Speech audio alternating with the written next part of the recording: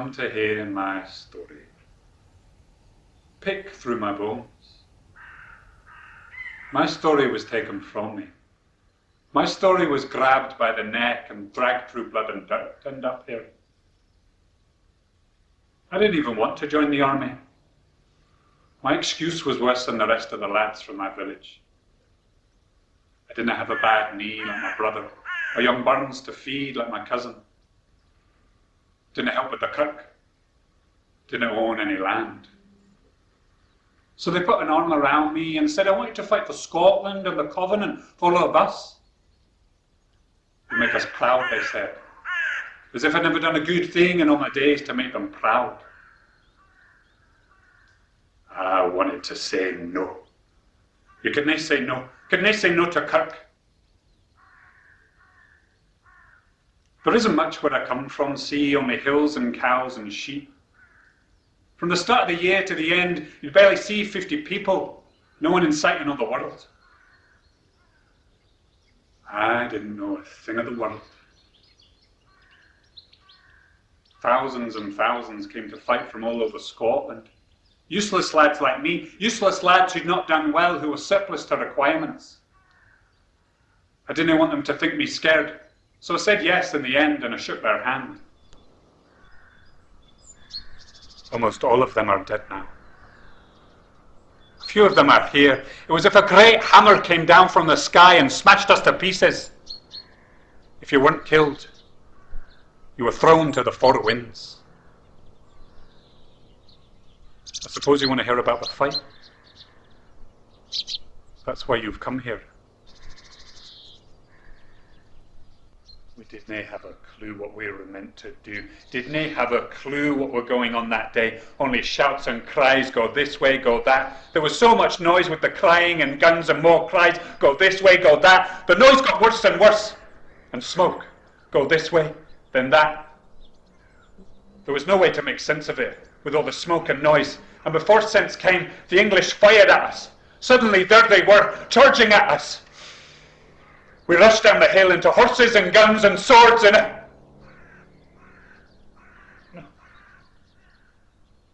No. I'll not say one word more. Others will tell you more. You can speak to them. You can pick through my bones with them.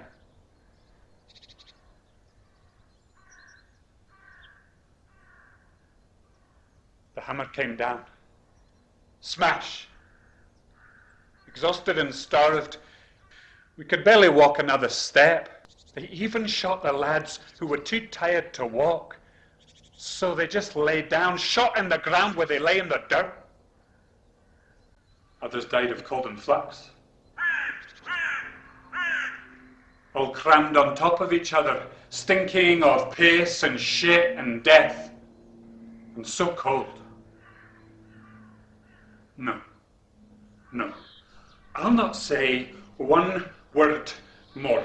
Others will tell you more. Just look at you.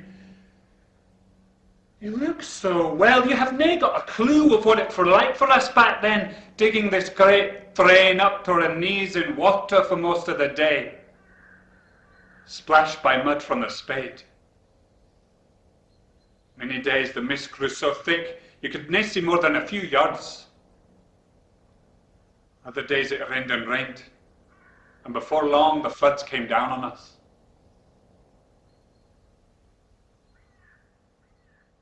Sorry. I'm doing it again.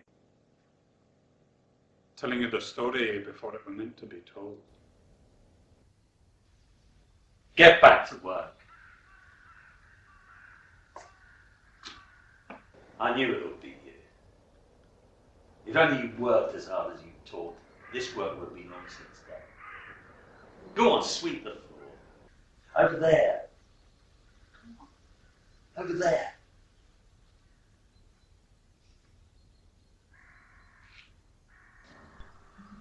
Did he talk to you?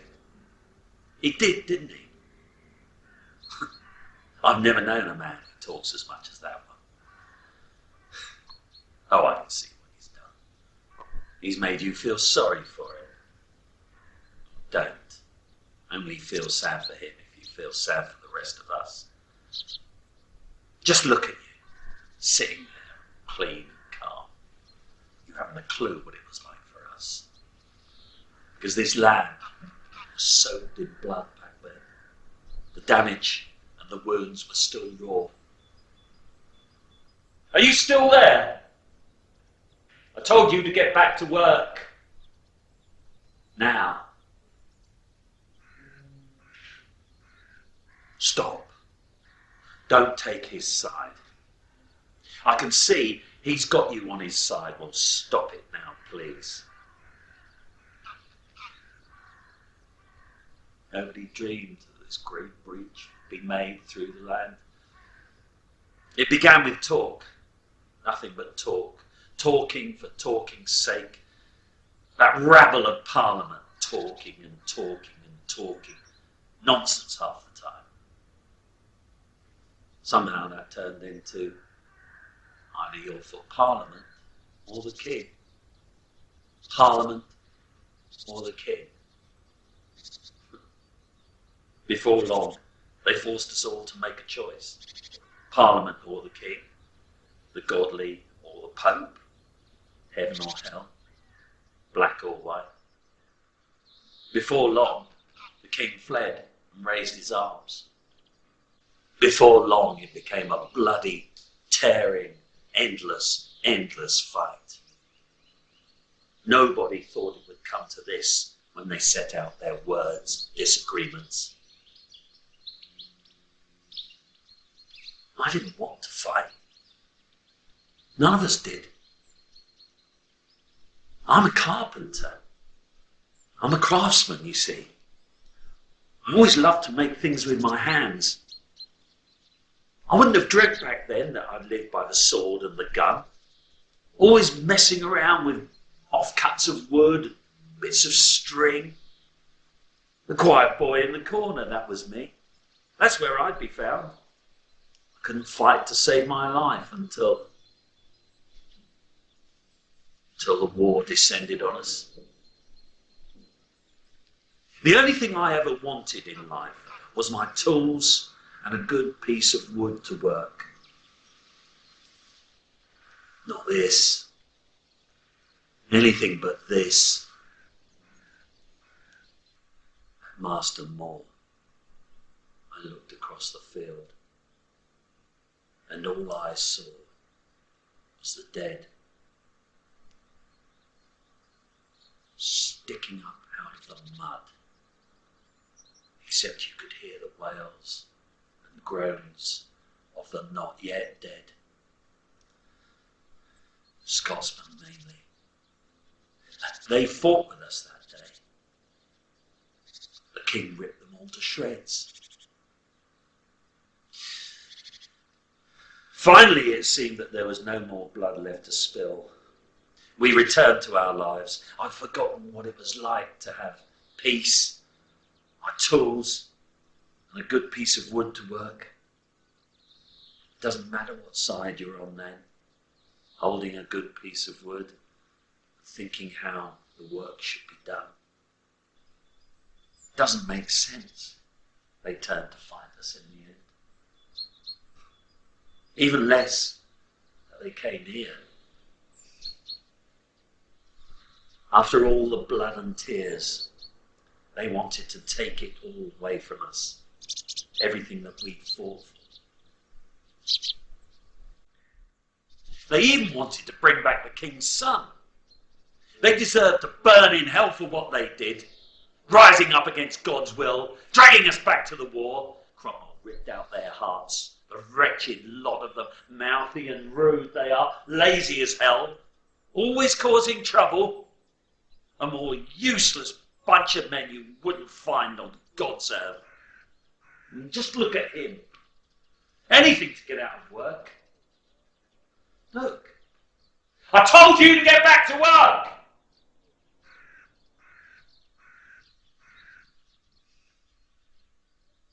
Don't look at me that way. I'm doing my job, that's all. The company pays me to keep them at work. That's all. The company pays me to make sure they work hard.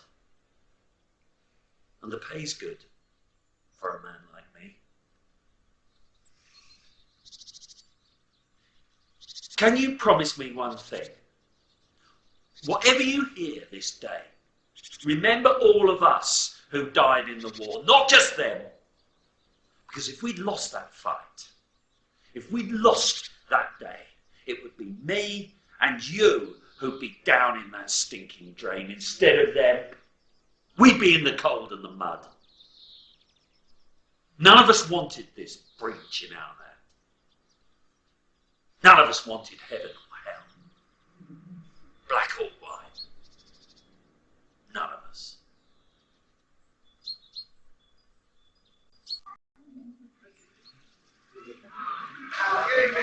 They're going to talk to you about coal seed, rapeseed, corn and grain, about winter grounds, about how the land is going to be worth 2 or 3 times more what it is now, how there'll be more food, we'll escape the floods, how wretched our lives have been all these years. No, what a lot of nonsense. They ain't got no clue, haven't they? Well, I've always lived round here. I's a fen man, a marsh man, that's what I is. And all I'll ever be, for better or worse. Well, what am I supposed to do, eh? Just sit around here and let them steal our ends. Oh, look at you. Well, how would you feel, eh?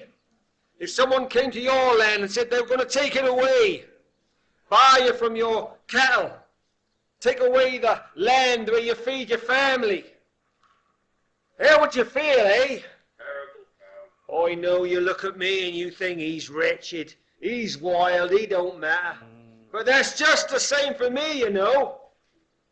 I've been taking my cattle out onto that summer ground for as long as summer's followed spring. Right. Now they cut channels, they build banks, and I can't even get my cows out onto the poor grounds. The poor grounds, they say, they've left us. They're taking the best land for themselves, you know. Oh, yeah. Right. Those undertakers, that's what we call them.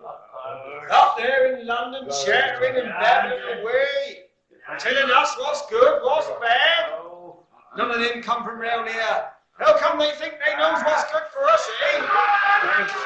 The only thing they care about, that's filling their pockets, that's the truth of it.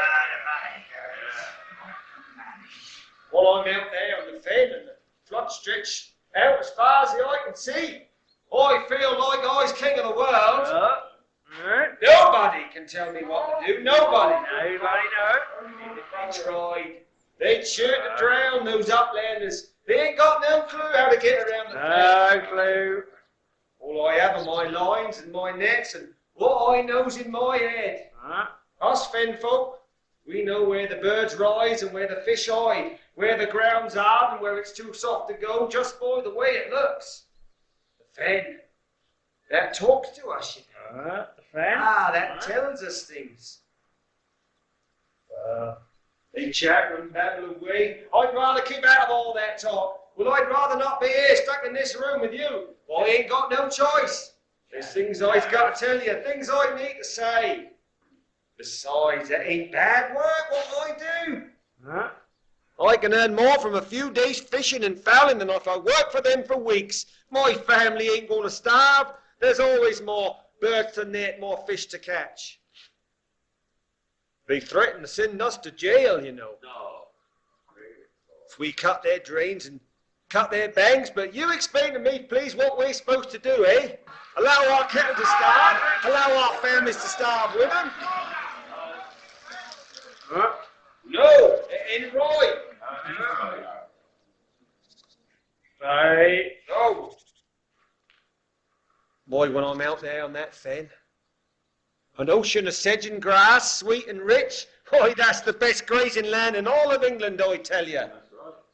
Nothing beats a cool breeze that comes off the fen on a hot day. Nothing smells as sweet as litter and sedge cut fresh by the scythe. Boy, I've only got to clap my hands, and thousands of widgeon and teal will fly up all around me. enough to fill up half the sky. When I'm out there with them, I feel like I was in heaven. What's he doing here? I offered to speak, not be part of a rabble. Someone take him away now, please. Now, what did he say to you? What's his name? No one here's going to help you. Outsiders. Nothing but liars, thieves. If everybody listened to people like him, we'd all still be living in caves and nothing godly would ever be made of us. I've got to tell you something. Things we all need to see. Please let me speak, sir. These people have come to hear me, not you. I'll have you arrested if you persist like this. What about our own speak? Quietly. Hurry up. Quietly. For everyone like him, I can find you 3 who have had their summer grounds flooded, or their houses washed away, or have nothing to eat when the winters come and freeze the land. Surely you know this is true. You also know that the drainage has been so bad with the silting up of the river outfalls and the flooding of the summer grounds, it can't be left to get worse and worse. The Commissioner of Sewers made this clear. We've only done what they said must be done for years. Surely you know this is true. The drainage work will provide food for the cattle in the winter, so more can graze on the summer meadows. Provide more food, more money, more wealth for all of us. Nonsense. The ague and the foul air will disperse, and we're not taking all of the land, just a third of it. Allow me to tell you what we have planned. It is essential in these hard times that we think of the wealth of the nation. After all we've been through, abundant grains and foods will protect the Commonwealth. And because the king has gone, this means that there will be more for all of us. What about our common rights, eh? What about them? They go back to start time. Well, pays for his armies and ships to keep safe our way of life. The Dutch and the French wouldn't care a fig for a man like him. They'll take all of the land. So they help and steal our land? I assure you, we will not get rich from this. No man has ever got rich from drainage. The expense so great, the risk so high. So why are you here then? For the general good, as Parliament has decided. They decide what is required for the general good. Nonsense. Parliament and nothing but proxy, please. Allow me to speak, sir. People have come to hear me. I'll have you arrested if you persist like this. People with closed minds, if everybody listened to the likes of you, would still all be living in caves. Nonsense. I promise you, this will be a rich land one day. The great source of food and prosperity for this nation. People will be proud to work and live here. We're building roads and bridges. Long gone will be the time when it takes days to cross the level and be trapped here when it floods. I promise you it will be a fine place. Surely you can see this. It's a fine place now. After we adventurers have long gone, will thank us for all we have done. Okay, you going. Now let me tell you how we plan to do this work, how the drains will work, and they'll keep the land free of floods. Captain, pull me back one day, you can't keep him. We need to let something have this man arrested, or I'll not go on. Don't listen to him. This disgusting wretch of a man, dragged out of the slime and dirt. Just look at him. Arrest him now. The justice of the peace is down the road. Help me take him there now. Hello. Please. Nothing but lies. Nice. All of it lies. Outsiders, they're all the same. Trying to tell us how to live our lives on our own land. You never thought we'd live there all our lives. We can see right through their lies.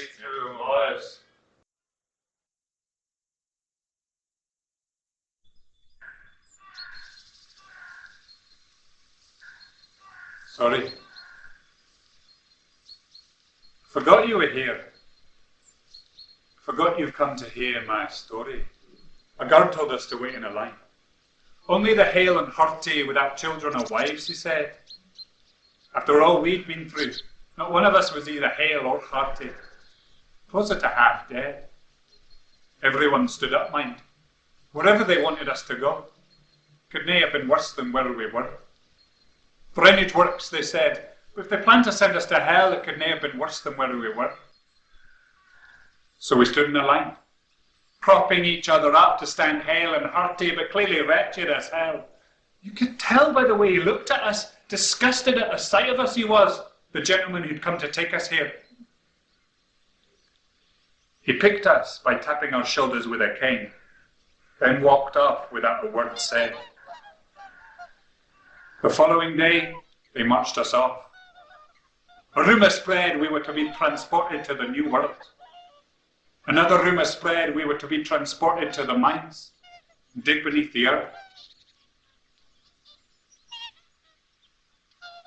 I hadn't even heard of the Fens till that day.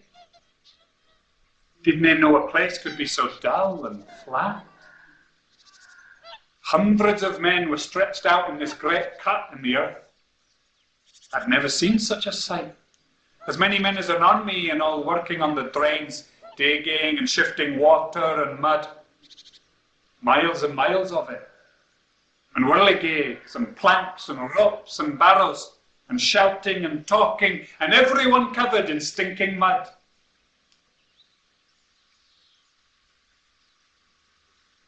Something I've been since the day I got here. They told us to wait in a line. My name is John Kelsey. My job is to oversee your work and keep you out of trouble. Hopefully, you'll not be as bad as the last lot of you lads. Scots lads like you. They were wearing the white tunics. Over there, see? You've come here to help them with the works. The company will pay you.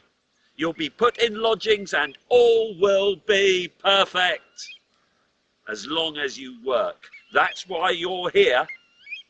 Not to straggle or chatter or mess. You're here to work. And the faster you work, the sooner you'll be free to go home. I promise I'll be fair to you. Don't try to mess with me though. Before I came here, I fought with Cromwell. So I know how to deal with lads like you. Remember Cromwell? You all remember him, don't you? And you know what a fight with him was like. It didn't turn out well for you lads, did it? I promise to be fair, unless you don't do what I say. Then you'll quickly come to hate me. Is this clear? Speak up. Yes. Above all else, don't try to run off. Don't even give it a thought. This order has been issued by Parliament. Let me read it to you.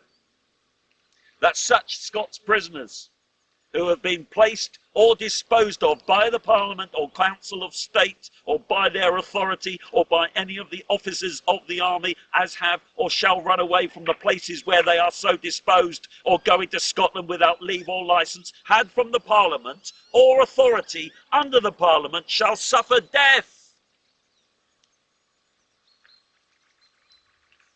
and shall be proceeded against by martial law and punished with death. Now look out there. See? Go on, look. That, my friends, is the wild fen.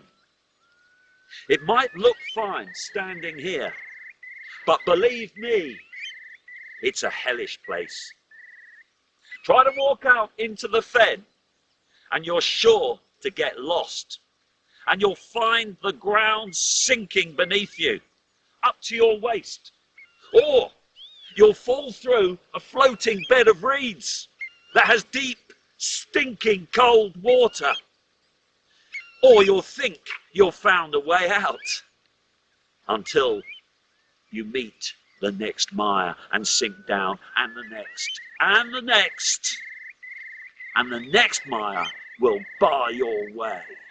And then, even worse, a mist will come down, as it does most days, destroying all sense of where you are and where you've come from. And it's impossible to find one dry place to sleep at night. So you'll die of exposure, taken by the spirits and bogles and witches that live out there. And don't try to run off. Don't run off down that road. Soldiers will hunt you down. Cromwell's soldiers.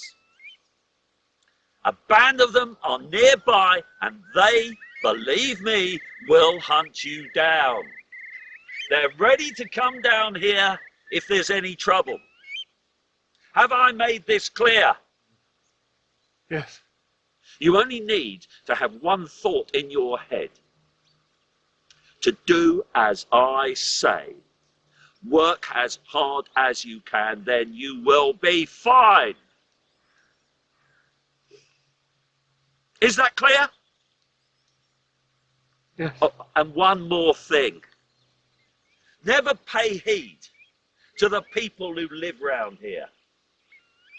They're little more than savages. Whatever they say or do, just get on with your work. Have I made this clear? I didn't hear you. Speak up. Yes. There's a spade there for each of you. Pick one up and come with me. I'll show you where the work needs to be done. Come on.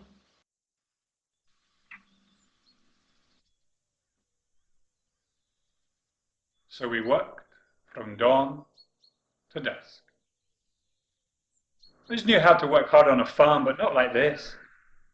Within the drain, it were wet and cold all the time. The secret was to remain dry as long as you could.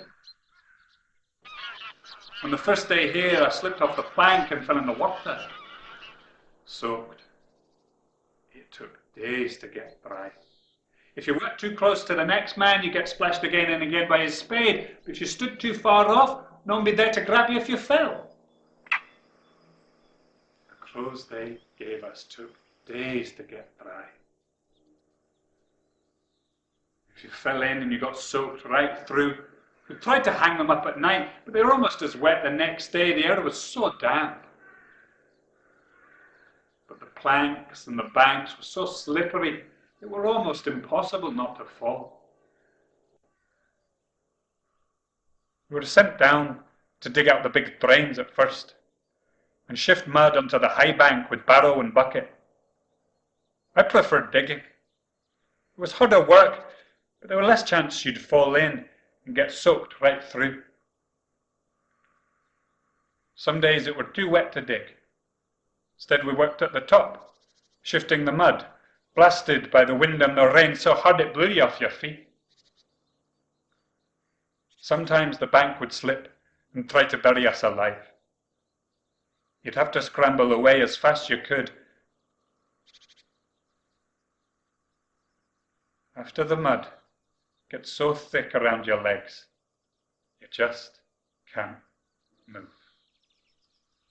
After a few weeks of this, your legs start to rot, itch and stink and raw. Being so cold all the time was the worst thing. It got so deep in your bones it just stayed there. Even with the hard work, you'd sweat because of the work, but still stay cold deep in your bones.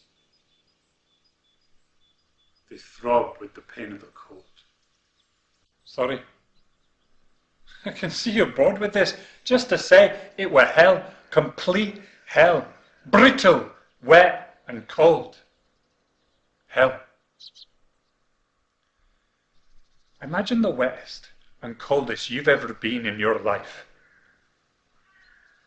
Close your eyes and imagine. Go on. Humour me. Close them. Please. Then imagine you can't ever go home and get warm. Instead, it goes on for day after a day until you get so weak you just can't fight the cold. Cold is all you have. Cold is your entire being. Close your eyes. Go on. Please. Just look at you. I can see you've no notion of what it were like for us. It wasn't the cold as much as the being no way out of it. How could you know what it were like for us back then, in your clothes and hats and warm beds? Some of the men got so sick with the cold, many we'd not see again. Sometimes, when I were digging, I'd close my eyes and imagine I were back in Scotland, on the farm. Mother's food waiting for us, a fire to go back to thaw out our bones when we stop work.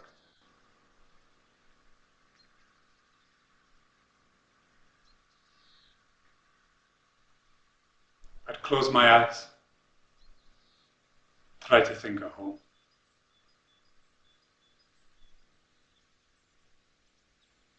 But then I'd look up, see I was still in this great cut in the earth, another part of hell. Sometimes they send us out in the fen, digging the division dikes or digging out clay to line the drains or cutting away the reeds and sedge and grass to make the land bare. Brutal it was out there. The wind would cut right through you. The only thing left was to hope you could make it through to the spring. Sorry, that's not true. There's one more thing. Running away and getting the hell out of there. Every day there was so much talk of running off, making sure the English dikers couldn't hear us. Several of the lads had gone. We didn't know how far they got, though. Kelsey said they'd been shot, but we knew he was a liar.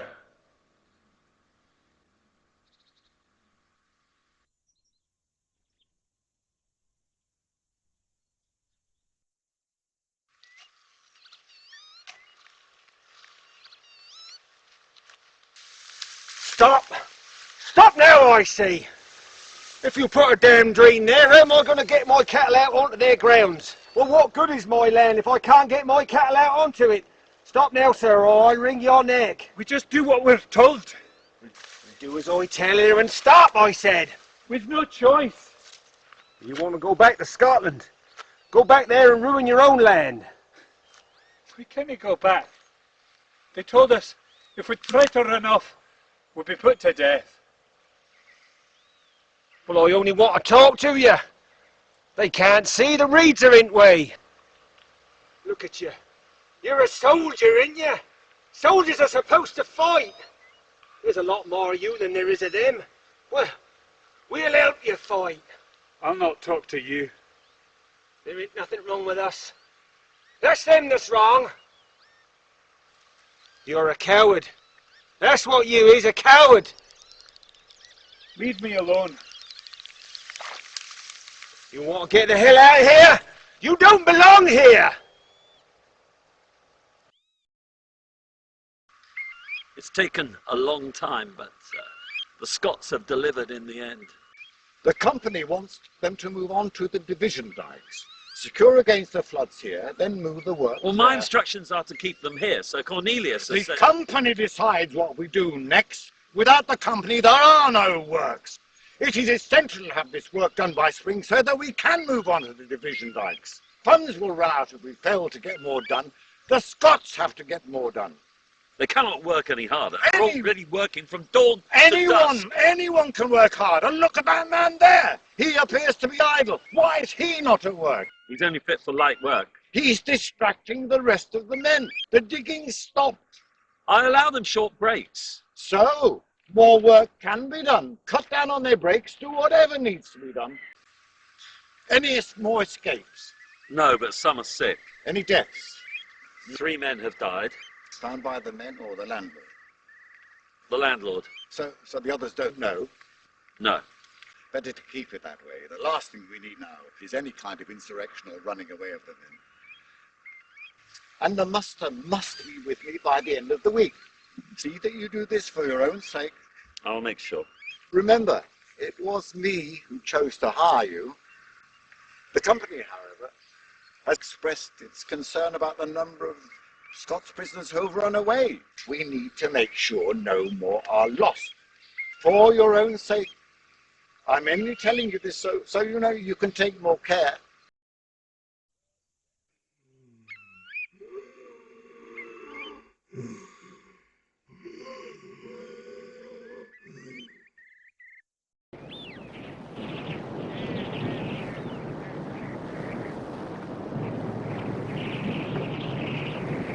Can you take the Scots to Welling to build up the bank?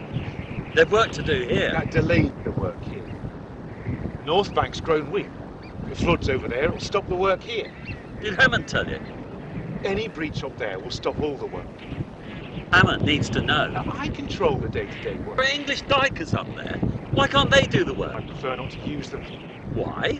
The dikers did the work in the first place. They cut the banks too short. Does Hammond know? Listen, Hammond needs to know. He tells me that the work is going too slowly here. I promise you, if the bank goes, there will no work here or anywhere else for weeks. Well, better ask Hammond first then. The company will dismiss the lot of us if it floods. A letter will arrive from London to tell us to leave. It's happened before, last year. It isn't stable up there. The banks move. It will breach if the river rises. Hammond might like an hour if things go wrong in the siege. Well, better ask him first then. He doesn't need to know. He'll agree to the work if it needs to be done. They'll dismiss the lot of us if they find out how the work was done up there. I see now.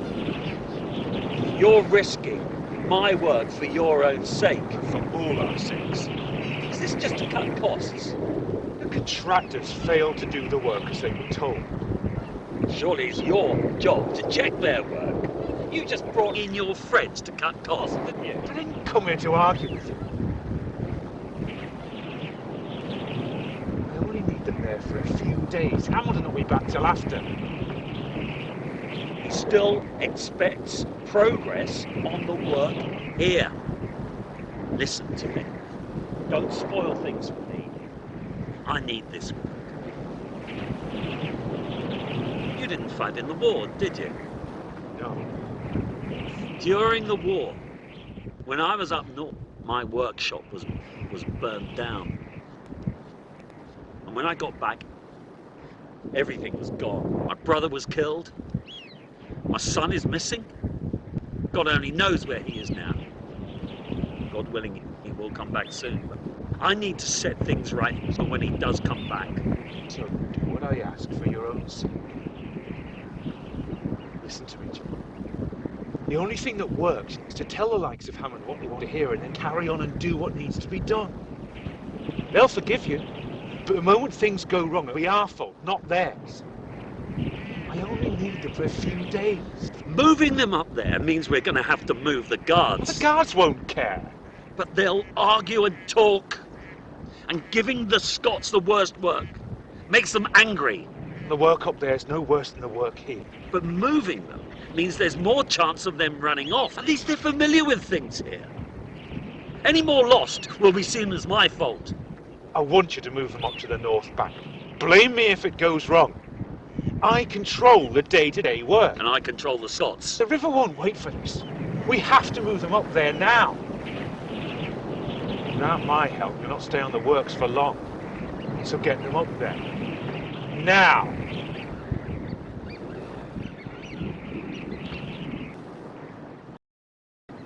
Come back!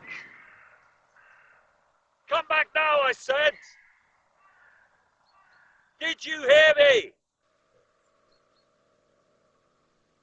I was up on the bank, shifting earth to the top, when I looked to the east and saw in a patch of reeds a white shape. At first, I thought it was a swan, but the white was too dull. Then, when I saw the prisoners working on the drain some 100 yards away, I knew what it was. Come back now, I said. Did you hear me? Immediately I rushed down the bank toward the fen and had to splash and wade through the wet ground. Tangled up in reeds and sedge that made me trip up and get soaked right through. Finally, I saw the white of his jersey, through the reeds. Beyond was water, so I swam the rest of the way. He was face down in the water when I reached him. Then, I turned him over. His face was white and dull, but I knew who it was. Michael Murray. Before the war, I'd barely seen a dead man, but now that look was so familiar. I'd fought with him in the war, been with him all the time since. He never looked strong, always half dead. Others who looked twice as strong fell down, but somehow he made it through.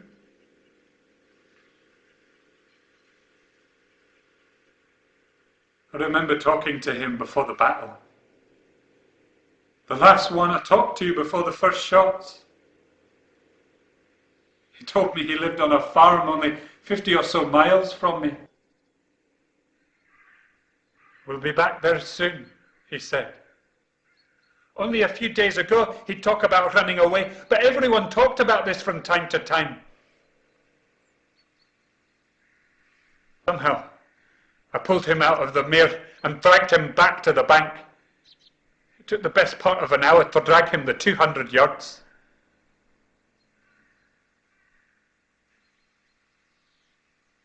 Did you hear me?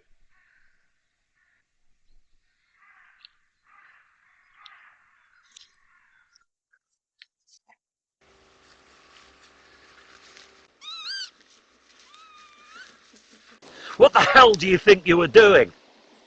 Didn't I make it clear what happens to men who run away? I wasn't running away. I was trying to save this man. He's dead! I didn't know he was dead. He's been dead for days. You knew. So you just left him there? Left him to rot and be picked at by the birds? I could see he was dead. So you just left him there? What was the point of dragging back a corpse, risking another man's life? Anyway, even if he was alive, we'd have then sent him to be hanged for trying to escape. You didn't know he were dead then? What kind of man are you? There's no point in trying to bring back a corpse. I asked you, what kind of man are you? A godly man. A godly man paid to work here. A godly man paid to make sure you work. Not just run off when it suits you. I fought in the war as well. The war took sides. I was on the right side. You were on the wrong. God chose the sides. God chose my side, not yours. God chose me, not you. Bringing back a corpse. Anyway, I've had enough of your talk. Get back to work now. No.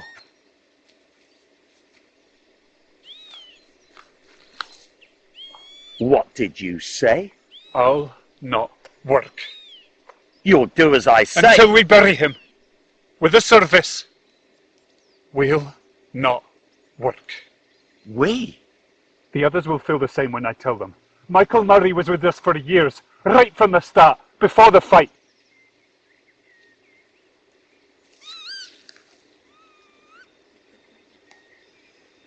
All right. You see that bank over there? The one that needs raising up.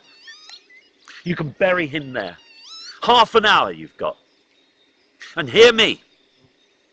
I can still have you hanged for this.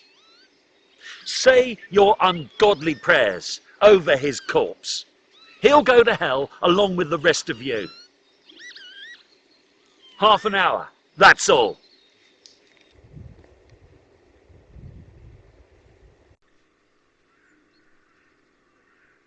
So we buried him. A few of us who knew him well. I did my best to remember the words of the service, the ones we used at home. After that, we sang a hymn as best we could, a bunch of useless lads standing up on that great bank. I scattered dirt over his face and put him in the ground.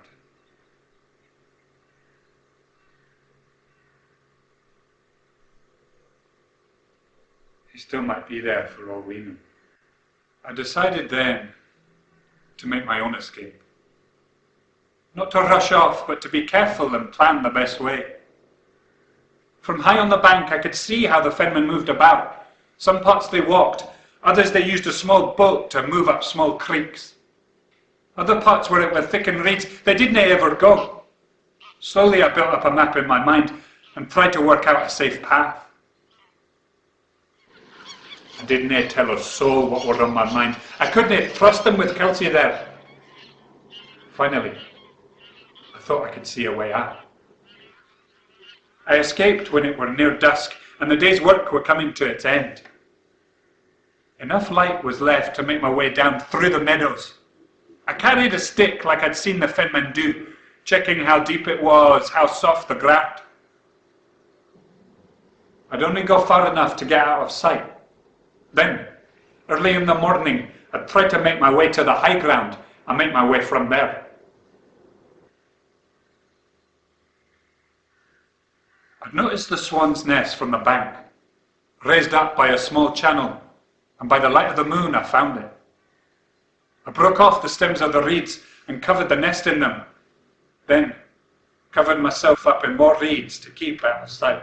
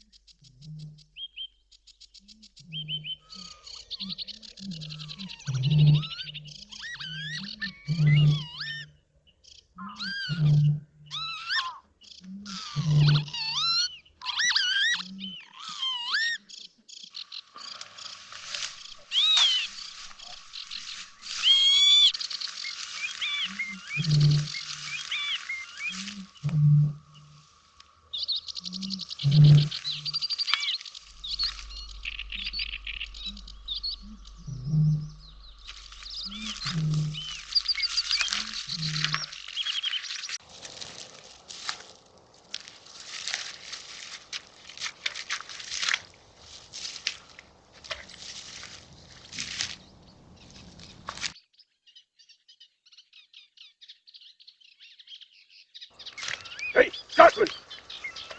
Wake up! Come on! Running away, are you? Well, you got more sense than most of your friends. Running into the marsh when it's this wet, without no thought how to get out. Oh, you gonna say something or you ain't gonna harm you? I'm gonna help you. You won't hand me into them then? No. Well, I'll help you reach the edge of the fen and, well, the rest will be up to you, my friend.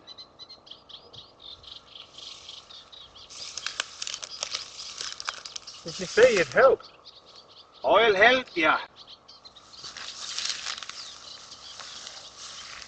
I don't know what they told you about us, but I ain't gonna bite you. I know I smells a little bit, but not half as bad as you, my friend. Are you hungry? I got some food here. Come on. You need to get your strength up. That's going to take the best part of the day to get there to the edge of the fen. You look half starved to death.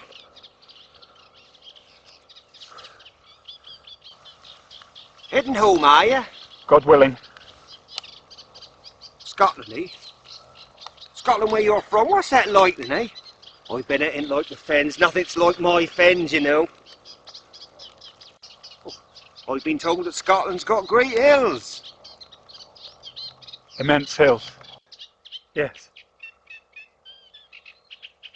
See that crow up there in the sky? There, look, over there. The hills at home would look right down on that crow. And many of them, great and small. No flat land in sight. But why do you want to help me then? Way, one more man less on the works, that's better for me. Best they won't get the work done before the money runs out, or the floods come and wash it all away to hell. Scotsman, how would you feel, eh, if men came up from London, they came up to your Scotland, and they told you they was going to level those great hills of yours, make them as flat as the Fens, and then they told you that you couldn't live the life you've lived, and you couldn't graze your cattle, and you had to go crops you'd never heard of, like coal seed and rapeseed. How would you feel, eh? Well, that's what they want to do to us. Take us off our land. Oh, that makes me want to cry when I think what they want to do to my great land, those adventurers and their friends. So I'm going to help you. I'm going to help you escape. Come on. Eat some more food. That's good, that's eel, that's cheese. Perhaps we should go. Kelsey will be here soon. He stands up there every morning and looks out. Come on then. Let's get you up. Let's cover that white jersey up of yours. You don't stand out too much. Right, now this way. Now be careful. That's wet here. Like this. Test the ground, make sure that's not too wet. Come on. Now I'm going to take you to a place called Cambridge. There's all types of strange folk live there, you know. You won't stand out too much. From there, I'll take you to the Great North Road. And from there you can head home. Come on, my friend. This way. That's it. Hold my shoulder.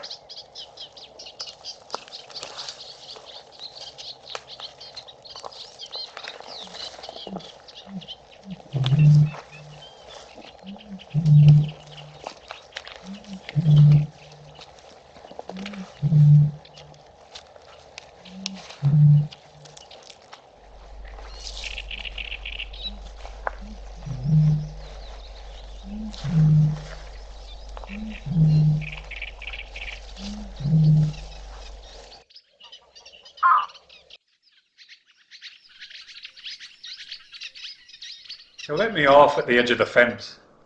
From there, we could see Cambridge.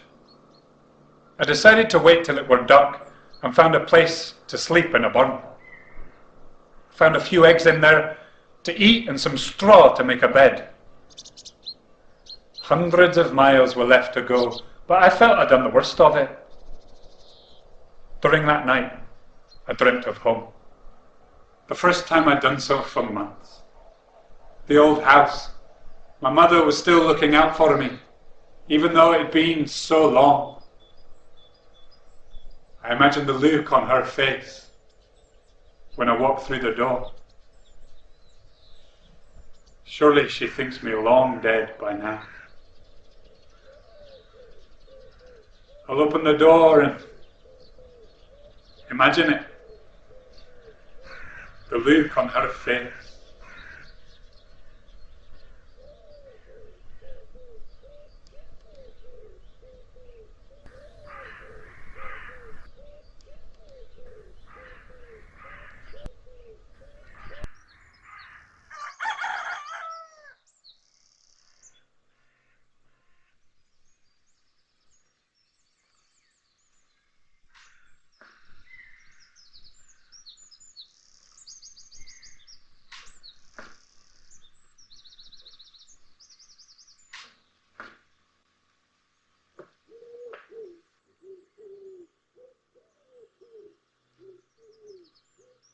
Yes, it's me. Stand up. Come on, stand up!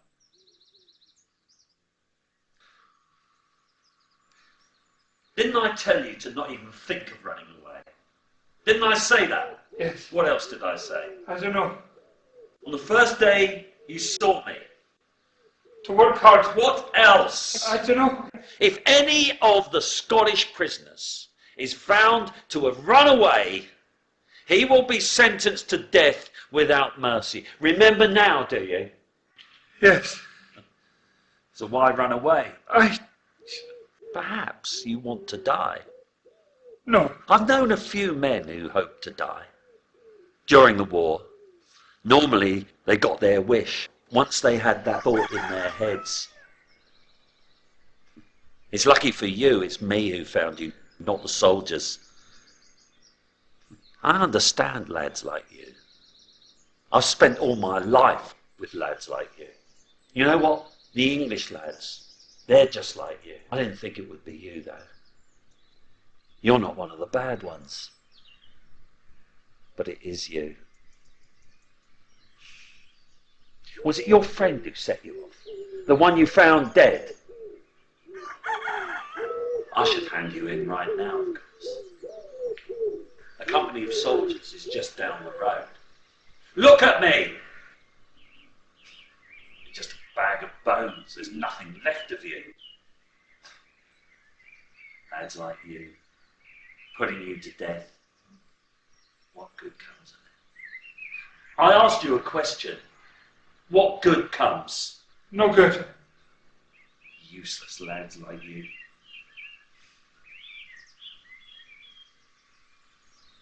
Does anyone know you planned to run off? Did you tell any of your friends? I didn't tell us so. Are you sure? Yes. Well, come with me now. Before we're seen. You're coming with me back to the works. No one knows you're gone but me. I've decided to take you back to the works. And I won't hand you in. Now, you'll never say a word of this talk, even to your friends. You'll return from work on the roads, that's what you'll say. I want you to tell your friends that you've heard the war is soon to be over. Someone told you when you worked out on the roads. And the chances are that you'll all be set free soon anyway. That's what I want you to say. And if you don't do this, I can still have you put to death. Even if one more of you runs off, I can have all of you put to death. Do you want to make this clear? I never miss a thing. You know that, don't you? Yes. Right, well, come on then. The sooner we go, the better, because we'll not have been missed. And don't say a word of this to your friends. Are you clear? Yes. Well, come on then. I can still change my mind.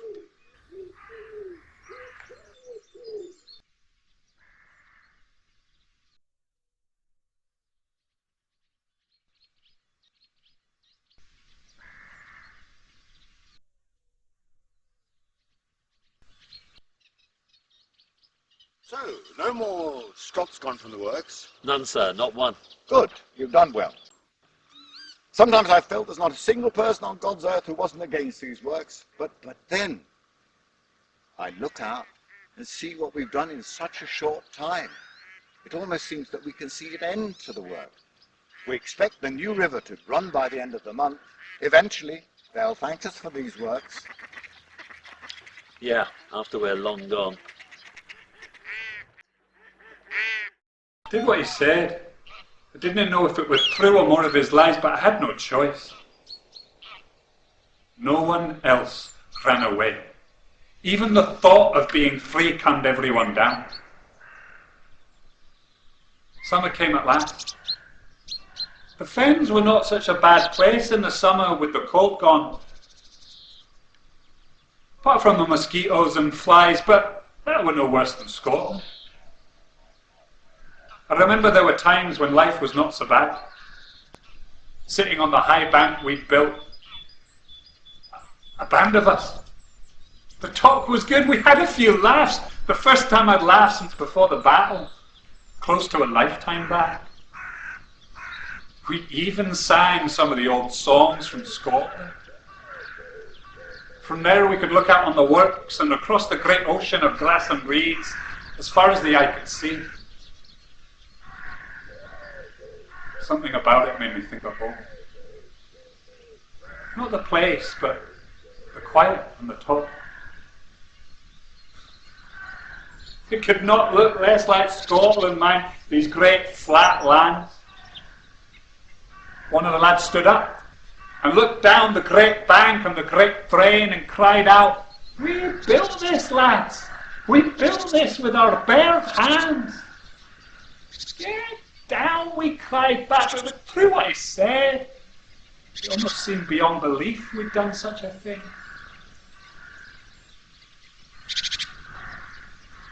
Look at it. We built this with our bare hands.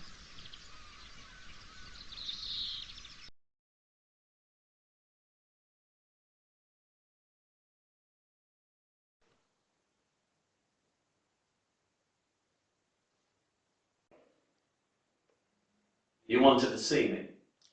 Yes, sit down. How are the Scots? Fine. Sit down. The Scots are the reason I asked to see you. Hammond's told me the Scots to be set free. As closing's been signed on the wall, the guards will soon be dismissed. After the river run, the Scots will be set free in the next few weeks. Hammond also said the company won't need an overseer once they're gone. I defended you. I told him we need men like you. Defended me? Well, the company's planning to come to Cambridge. They want to see you there. Hammond said that they want to hear more about how the Scots were deployed and the work on the North Bank, the defects with the work up there. The defects? You mean the defects that you sent us to sort out? Those defects were nothing to do with me. I'm only telling you what he said. Abuses done to them and defects in the works. He didn't say what it meant. And you didn't ask him? Hammond also said they want you to make them good. What does that mean? That's what he said. Make them good? What do they mean? How can a man like me make them good? Did you tell them we did the work there for you? I'm willing to back you up if they ask. So you'll be there? No. So how will you back me up? They didn't ask me to be there. So when will you help me? We did the work up there for you. I'm willing to back you up if the talk goes that way. You said that you do or say anything that needs to be done. That's the only reason you're on these works. The only reason I'm still here is because I'm one of the few who actually knows what he's doing. Do you think this work would be finished if Hammond had planned it? The entire works would be washed down to the sea. Just be careful what you say to them. The company still wants to blame me for the floods and the contracts. But they still need me for the works. I'm sorry, I didn't expect all this. What did you say to them? Listen to what they have to say and leave. The only reason you're here is for the Scots. That's always been the case. And now they'll be gone. John, I can help you. If you set up your workshop, I'll buy parts from you for the sluices and gates. We'll always need all kinds of things made of wood. Crafted things. Skilled things. I know how good you are with these things. Nobody else will help you. Unless I'm here on the works, I can't help you. So don't try to put the blame on me. Believe me, John, I'm on your side. You're on your own side. Both of our sides. Your side. Isn't that how it is for men like us? Somehow we have to find a way to live. I'm not like you. A Hammond and his sort won't help us. I'm not like you. After all these years of war, all the hurt, they just do whatever they want, and we have to find a way to live. You and me, John, we're on the same side. You didn't fight in the war. You don't even know what it means to take sides. Surely you've always known your work would come to an end. I'm glad I'm not like you. Nothing's left to say then. I need to get on with the work. Stop. That promise you made about the workshop. Yes. I promise you one thing. If you let me down, I'll come back. I've still got my sword and guns from the war. I controlled hundreds of Scots. I could sort out the likes of you. What good would that do you? Only the good to see the look on your face. Calm down, man. I promised I'd help.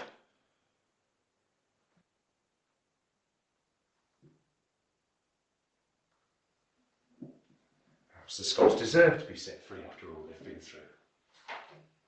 You should be proud of what you've done with them. Proud. Getting them to work so well in the end. Proud of treating men like dogs. Proud of their work. Only God will be our judge. Well, I believe in the work we've done here. I believe there's good in this work. Isn't that all that counts in the end for men like us? Whatever they do or say to us, the work will still be there. These banks and drains will be here when we're long gone. In hundreds of years they'll be here. Isn't that all that counts? Only God will be our judge.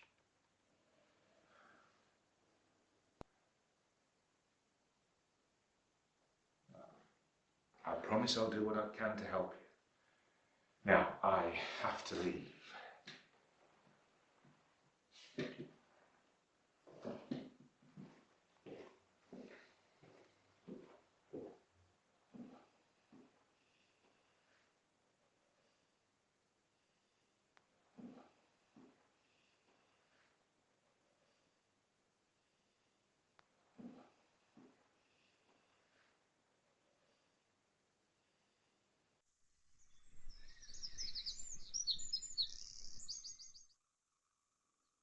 So we were set free. Free to go where we wanted to go, where we liked. We could never believe the word set free.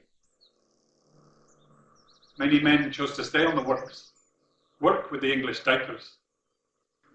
Pay was more than we'd find at home, they said. I believe some of them had children. Perhaps their families are still in these parts to this day. Perhaps some of you have some of their blood. Maybe I can see it in some of your faces. Maybe you. Perhaps not. Others found work in England, and some, like me, made a return to Scotland. That long, long walk home.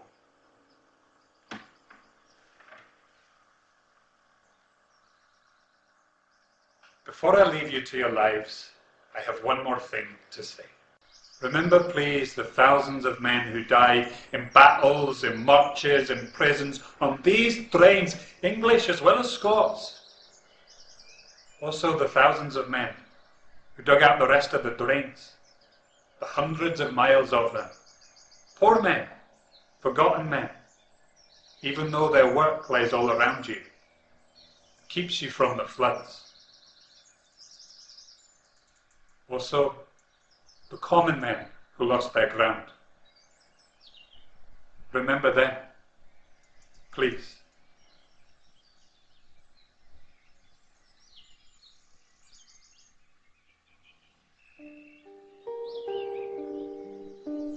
And now, I must start